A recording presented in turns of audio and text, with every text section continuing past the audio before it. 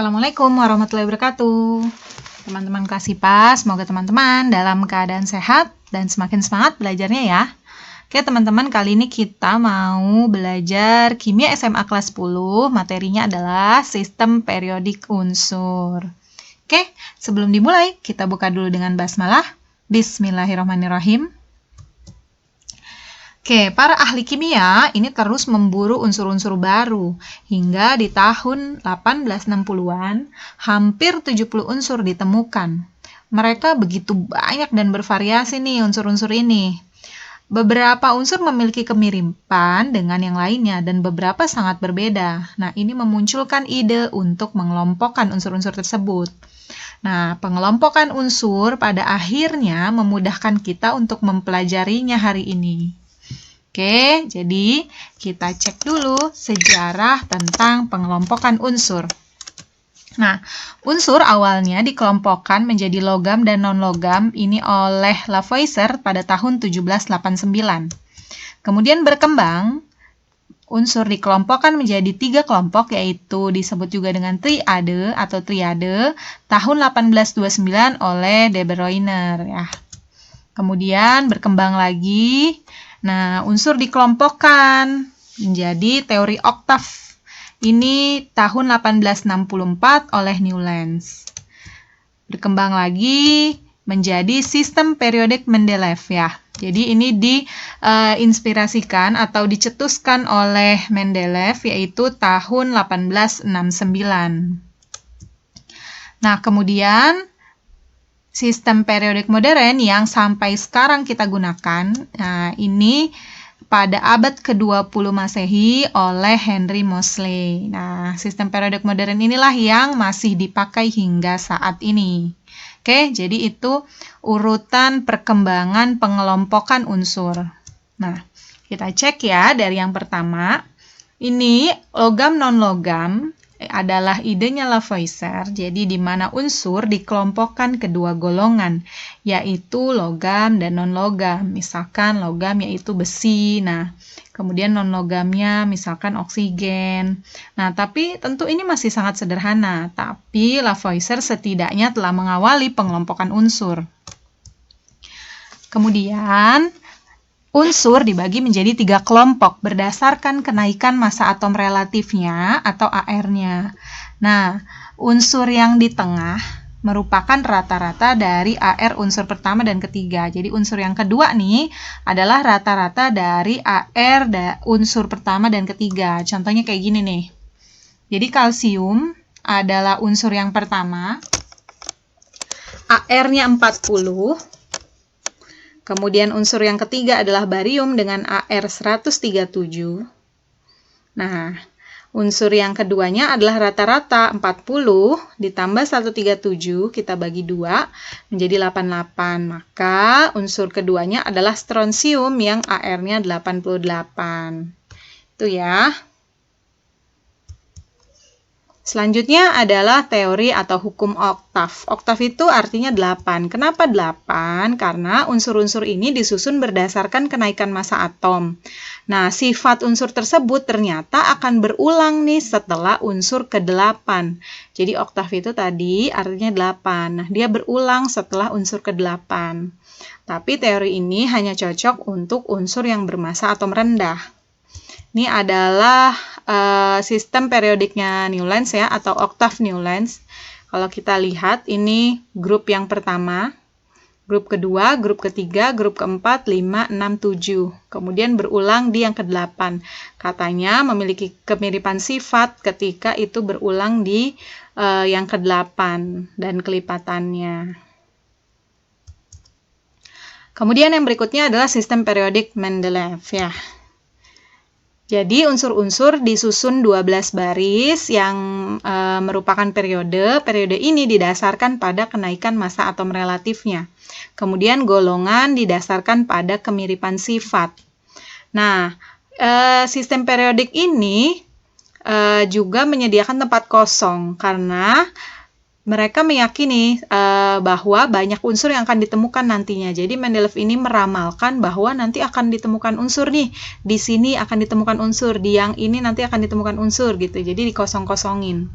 Tapi punya kelemahan, panjang periodenya nggak sama, dan ada beberapa unsur yang letaknya nggak sesuai nih dengan kenaikan massa atom. Di mana ada unsur dengan massa atom lebih besar terletak di sebelah kiri unsur yang massa atomnya lebih kecil. Nah, contoh ini adalah sistem periodiknya Mendeleev ya. Jadi ini golongan yang pertama, golongan kedua 3, 4, 5, 6, 7, 8. Kemudian ini periodenya. Nah, kalau kita lihat di sini kan ada yang dikosong-kosongin. Jadi memang ini adalah karena dia meramalkan bahwa nanti akan ditemukan nih unsur-unsur di sini. Gitu. Oke. Jadi nah, yang terakhir, ini adalah sistem periodik modern. Ini juga disebut dengan sistem periodik panjang, ditemukan oleh Moseley tadi.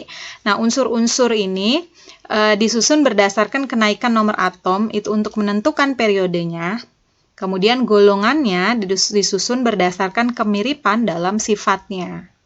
Nah, di sini dikelompokkanlah 18 golongan dan 7 periode. Nah, ini nih tabel periodik yang kita gunakan sampai sekarang. Ya, teman-teman perlu familiar nih ngelihat ini ya, supaya lama-lama bisa familiar dengan atom-atom atau unsur-unsur ini. Tuh kenapa? Karena nantinya ini bakal sering dipakai buat reaksi kimia segala macam, stoikiometri, nanti dasarnya adalah ini. Jadi kamu harus tahu H itu hidrogen, Li litium, Be berilium, Na natrium, B boron, C karbon dan seterusnya. Nah, di sini kita lihat dibagi jadi golongan utama yaitu golongan A. Ini 1A, 2A. Kemudian ini 3A, 4A, 5A, 6A, 7A, 8A. Nah, yang B-nya di sini nih. 1B di sini ya. Nah, ini 2B, ini 3B, 4B, 5B, 6B, 7B, kemudian 8B segini. Nah, ini sebutnya golongan transisi. Yang ini golongan utama A, yang B golongan transisi. Periodenya ke sini. Jadi ini 1, periode 1, periode 2, 3, 4, 5, 6, 7. Jadi ada 7 periode nih. Oke. Nah, kalau kita lihat di sini, ini ada contoh ya, adalah zinc atau seng. Jadi Zn adalah lambang unsurnya, kemudian seng adalah nama unsurnya. Kemudian di sini ada 30 yaitu nomor atom, ada 65,37 yaitu massa atom atau nomor massa. Kemudian titik didih, titik leleh, massa jenis, ada tingkat oksidasi 2. Kemudian di sini juga ada struktur elektronnya. Tuh ya. Nah, penentuan periode dan golongan tadi, ini golongan ada golongan utama 1A, 2A, 3A, 4A sampai 8A, golongan transisi. Jadi golongan utama itu NS dengan NP, sementara kalau dia yang belakangnya D itu berarti golongan transisi. Nah, periodenya ini didasarkan pada nomor kulit terluar. Sementara golongannya dari jumlah elektron valensinya. Tuh. Nah, tapi ini kayak gimana? Kita nanti akan lebih detail lagi bahas di konfigurasi elektron ya. Oke. Sekarang kita akan cek lagi golongan utama. Tadi sempat disinggung sedikit, golongan utama itu golongan A, jadi 1A, 2A, sampai 8A. Nah, cara mudah mengingatnya adalah menggunakan singkatan. Tuh ya. Ini sebenarnya nggak harus dihafal, tapi untuk memudahkan kita saja mengingat ya, jadi secara cepat gitu. Oh, kita tahu, oh Na nih ada di golongan berapa, itu tahu langsung. Nah, ini ada singkatannya, golongan 1A singkatannya. Ini singkatannya sebenarnya mau kamu bikin sendiri singkatannya, boleh bebas ya. Jadi, tadi kita lihat lagi tabel periodik sebentar. Nih, ini golongan 1A ya. Ada H, hidrogen, litium, natrium, kalium gitu ya. Nah, ini yang tadi disingkat adalah hari libur nanti kan Rabu, Kamis, Friday. Nah, ini H, yaitu hidrogen, Li-nya adalah litium, Na-nya natrium, K-nya kalium, dan seterusnya. Itu golongan 1A.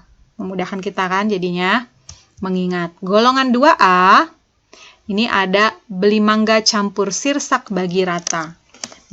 Be-nya adalah berilium, Mg yang dihijau-hijauin ya, adalah magnesium, Ca kalsium, dan seterusnya. Untuk golongan 3, singkatannya adalah Bang Ali nggak ingat telepon, B-nya boron, Al aluminium, dan seterusnya. Golongan 4A, Caca, Sisi, Gea senangnya PUBG. Wah, jadi C adalah karbon, Si silikon, dan seterusnya. Golongan 5A, nanti pisang habis sebelum bicara. N-nya adalah nitrogen, ini beda sama Na natrium ya.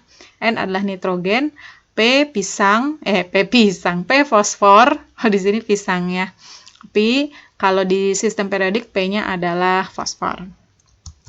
Golongan 6A dari O. Nah, O ini adalah oksigen. Oke saja, semua terserah polisi. Oksigen, sulfur, dan seterusnya. Golongan 7A dari F nih, Fanta, Coca-Cola, boraks itu hati-hati ya. Jadi F-nya adalah fluor, Cl, klor, Br, brom, dan seterusnya. Sorry nih, salah ya. Ini bukan IT, tapi I saja ya. Nih, ini I saja, bukan T, tapi I saja, yaitu iodium. Iod ya.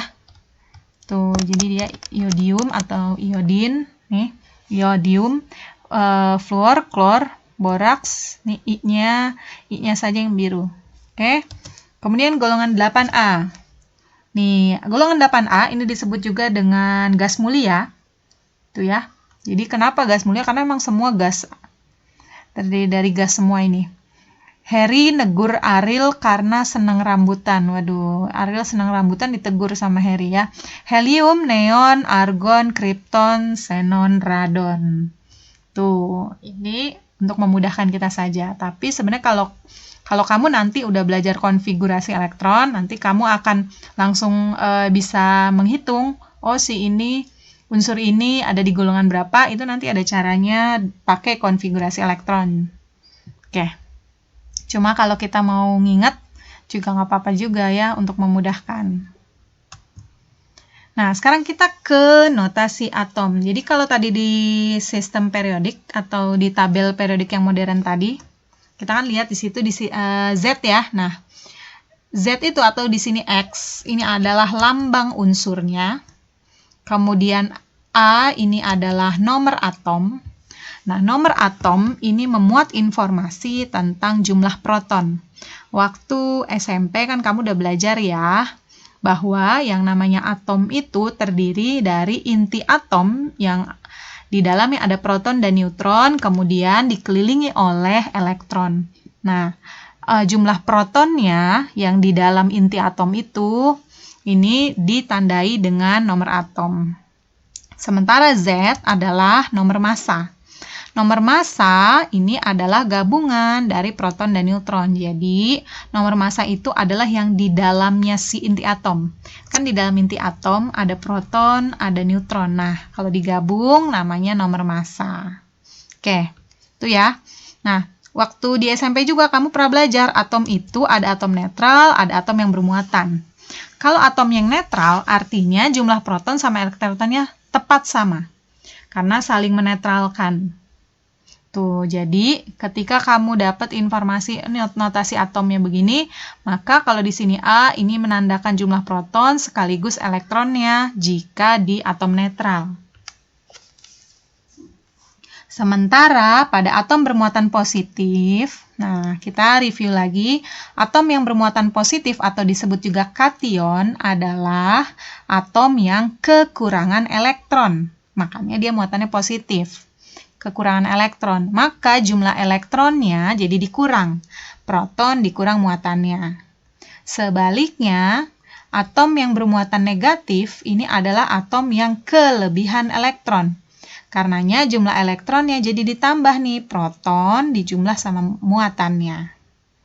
Gitu ya, ini dasarnya. Sekarang kita coba nih latihan soalnya. Notasi atom. Jadi ada 3 nih, ada atom netral, atom yang positif atau kation, ada yang anion. Ini adalah fosfor. Di sini ditulis 1531, tadi yang 15 adalah nomor atom ya. Maka protonnya 15. Kemudian karena ini netral, elektronnya tepat sama 15 juga.